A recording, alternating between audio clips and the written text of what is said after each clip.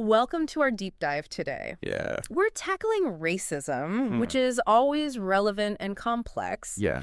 And we have this great article here called Breaking Down Barriers, a dialogue on racism. Yes. And, listeners have sent this in a bunch, and we're really excited to explore this with everyone. Yeah. Unpack the definitions, dive into the history and the psychology, and see if we can chart like a path towards a more equitable future. It's really interesting how this article goes beyond like a simple definition of racism. Yeah. Like it breaks the concept down into three distinct categories. Okay. Individual, systemic, and institutional racism. Yeah, it is like peeling back the layers of an onion, isn't it? It's like you start with that. You start with that basic understanding. That racism is the belief in racial superiority. Right. And, leading to prejudice and discrimination. But then the article says we have to look deeper. Yeah. At how those beliefs manifest in our actions and institutions. Exactly. Individual racism is like the most overt. It's the kind we see in hateful acts or discriminatory behavior. Yeah. But then you have systemic racism, which is where policies or practices within institutions create disadvantages for specific racial groups, even if they're seemingly neutral. Can you give me an example? Sure. Because it's one of those concepts that people throw around, but I'm not sure everyone truly grasps it. Okay, so think about redlining in housing. Okay. For decades, it systematically denied loans and opportunities to people of color. Right. And that shaped the racial makeup of neighborhoods.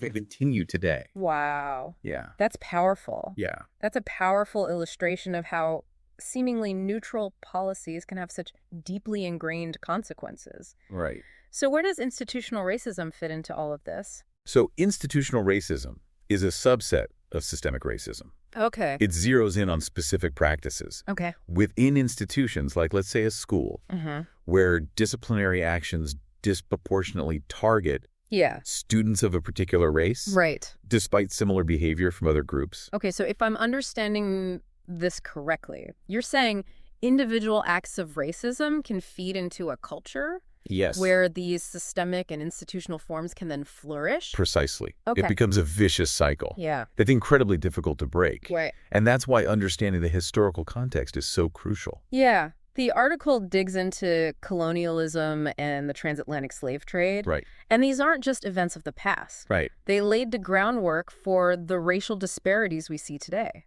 Absolutely. Colonialism established a global power structure that not only exploited resources, but created a narrative of white supremacy that was used to justify colonization and the enslavement of millions of Africans. The impact of the transatlantic slave trade resonates deeply. Yeah. It shaped societal attitudes and left a legacy of trauma that continues to affect generations. Yeah. It's sobering to think how deeply ingrained these historical injustices are in our present systems. But knowing this context helps us understand why dismantling these systems is so crucial. It does, and that brings us to the question of why racism persists. Okay. The article explores the psychology behind prejudice. Okay, let's unpack that. Okay.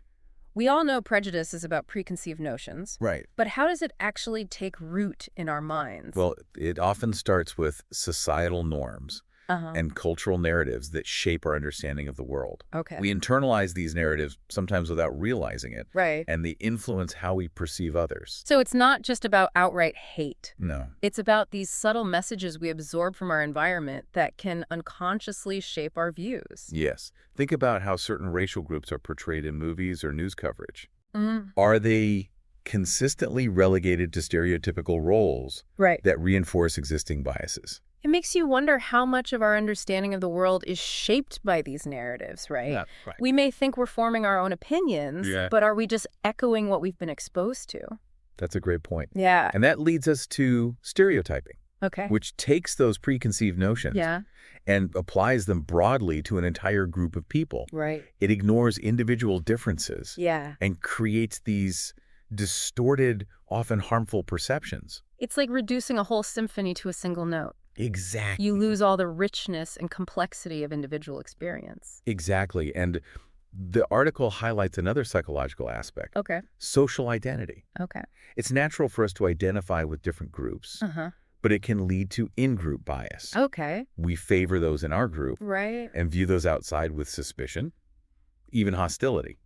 So even something as basic as belonging can contribute to prejudice. It's like our brains are wired for us versus them thinking, even when the differences are arbitrary or insignificant. It's a fascinating paradox, isn't it? Yeah. The very mechanisms that help us connect with others can also be the source of division.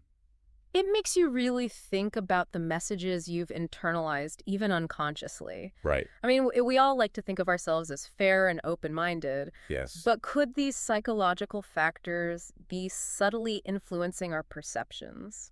It's a question worth pondering because self-reflection is the first step towards recognizing and unlearning those biases. The article doesn't shy away from the personal impact of all of this, does it? It doesn't. It shares some powerful stories about individuals who have faced racism firsthand. Those stories are so important. Yeah. Because they remind us that racism isn't an abstract concept.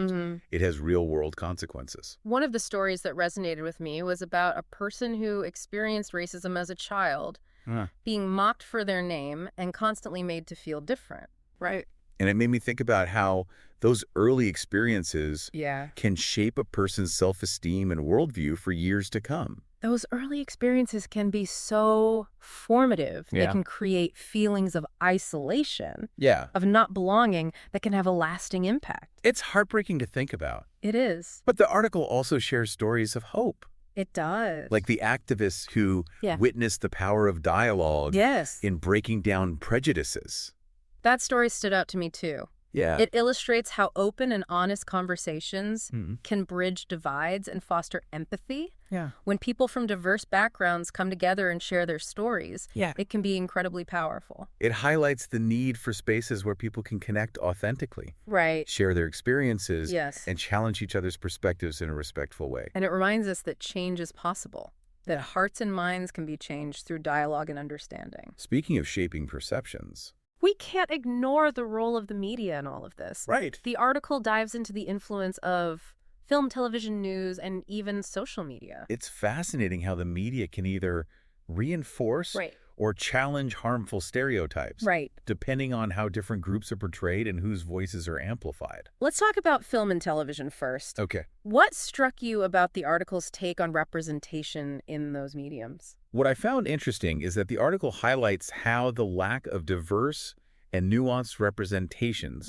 in film and television can limit opportunities and perpetuate harmful stereotypes. It's like if the only images you see of a certain group are negative or stereotypical, it becomes easier to accept those as truths. Rather than recognizing the vast spectrum of individual experiences within that group. Exactly. But the article also points to the power of positive representation. Yeah. When we see diverse characters in complex, multidimensional roles, it expands our understanding and challenges those preconceived notions. And it's not just about entertainment, right? Right. It's about shaping how we view the world and the people in it. Absolutely. Now let's shift our focus to the news media. Okay. The article argues that the way news is framed and reported can significantly impact public perception of racial issues. The choice of language, the images used, the narratives presented, they all contribute to shaping the conversation around race. Think about how certain events involving people of color are often portrayed in the news. Do you see patterns in the language used or the types of images chosen? Do those choices contribute to certain narratives or stereotypes? It's a call to be more critical consumers of news, isn't it? It is. To look beyond the headlines, analyze how information is being presented and whose voices are being amplified or silenced. That's a crucial skill in today's world, especially with the rise of social media. Social media. Right. The double-edged sword of our time. On the one hand, it can be a powerful tool for amplifying marginalized voices and raising awareness about racial injustice. But on the other hand, it can also be a breeding ground for misinformation, hate speech, and echo chambers that reinforce existing biases. The article makes a great point about movements like Black Lives Matter, which have effectively leveraged social media to challenge systemic inequalities and mobilize support for racial justice. It's a testament to the power of online activism and the ability to connect with like-minded individuals and build momentum for change. But it's also a reminder that social media is a complex landscape. Right.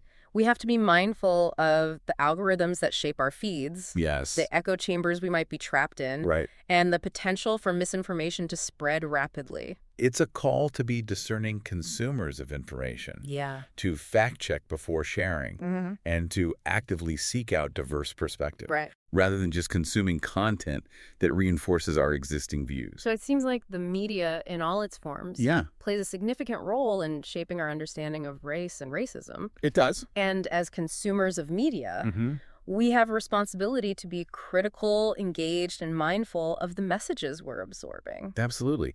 And it's not just about being passive consumers, though. Right. We have a responsibility to challenge harmful narratives and amplify voices that are often silenced. The article dives into local initiatives that are fighting racism on a community level, and I found that incredibly inspiring. It's encouraging to see people taking action in their own communities, creating spaces for dialogue, education, and awareness raising.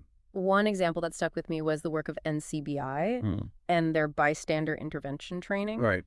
It equips people with the tools to challenge racism when they see it happening. It's about moving beyond being a passive observer and actively intervening to disrupt those harmful behaviors. It's empowering to think that we don't have to be bystanders. Right. We can choose to step up and speak out against injustice, even in small ways. And it's not just about individual actions. Right.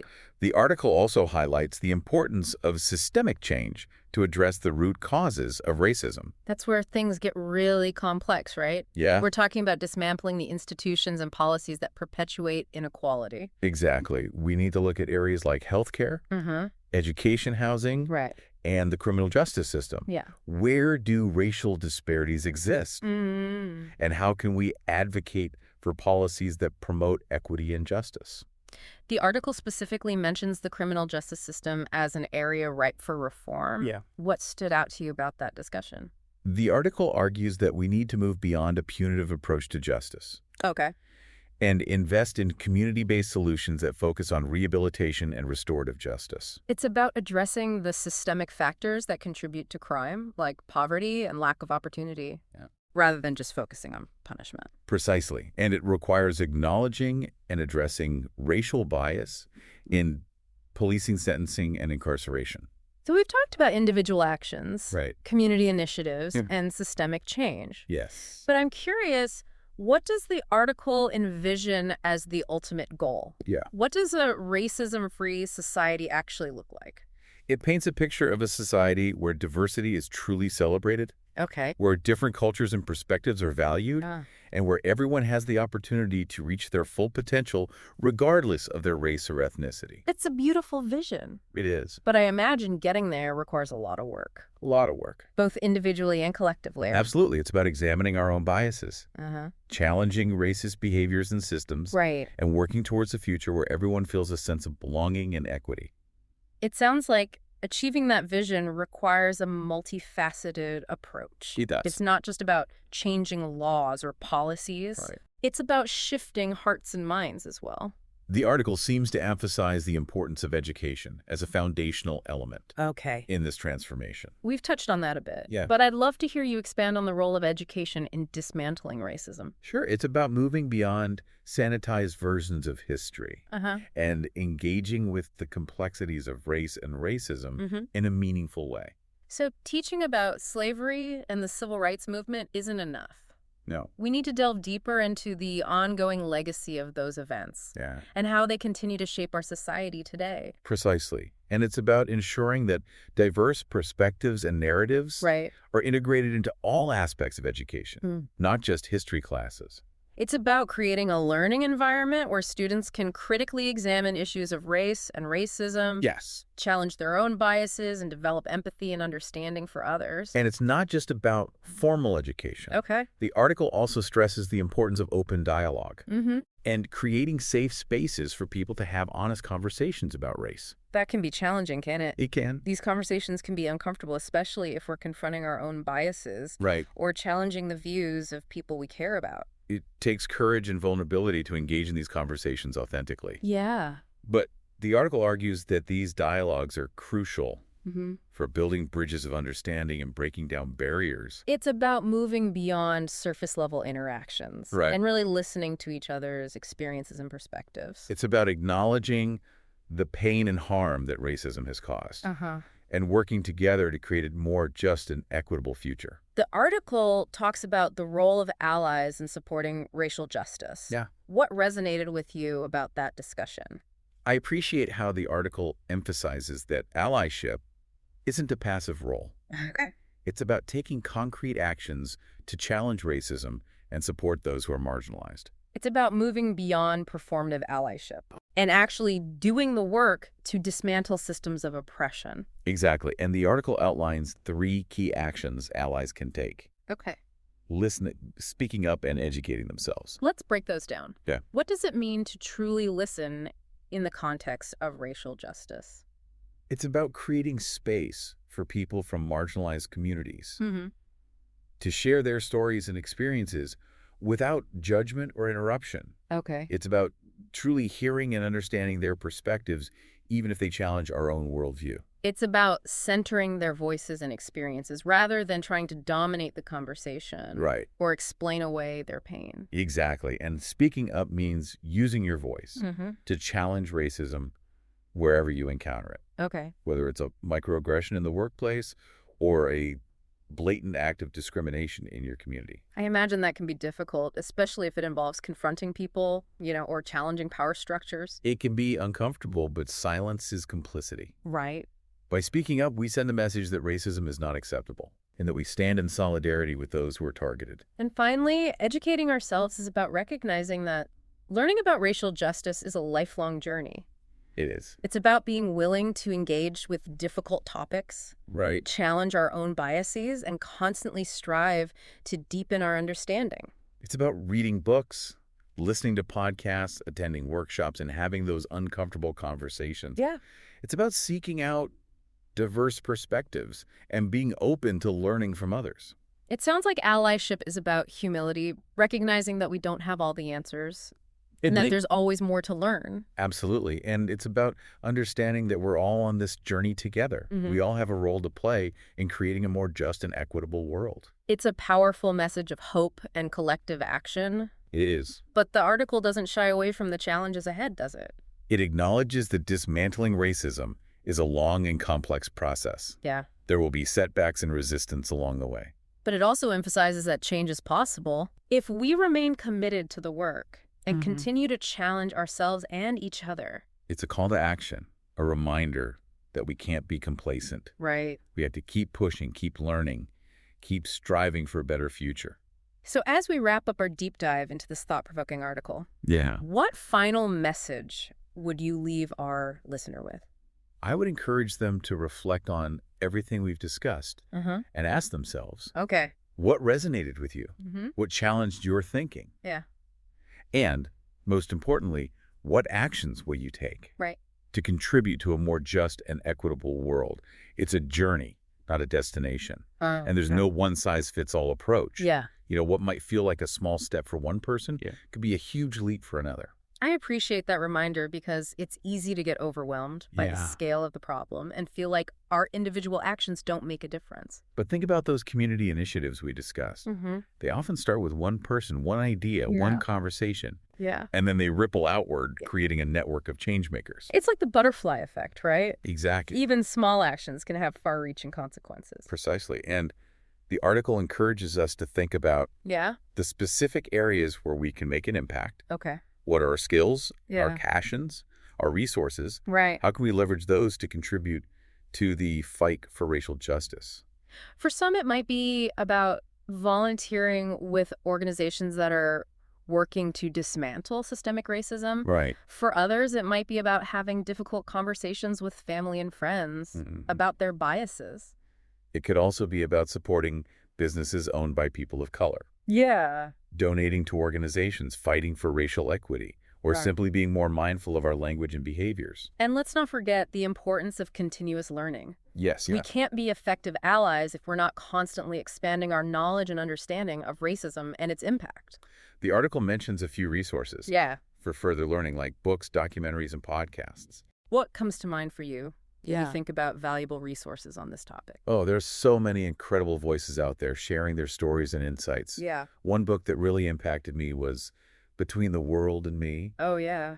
By Ta-Nehisi Coates. Yeah. It's a powerful letter to his son about growing up Black in America and the realities of racism. And for those who prefer a visual medium, yes, the documentary 13th on Netflix is a must-watch. Oh, good one. It explores the history of racial inequality in the United States, focusing on the connection between slavery and mass incarceration.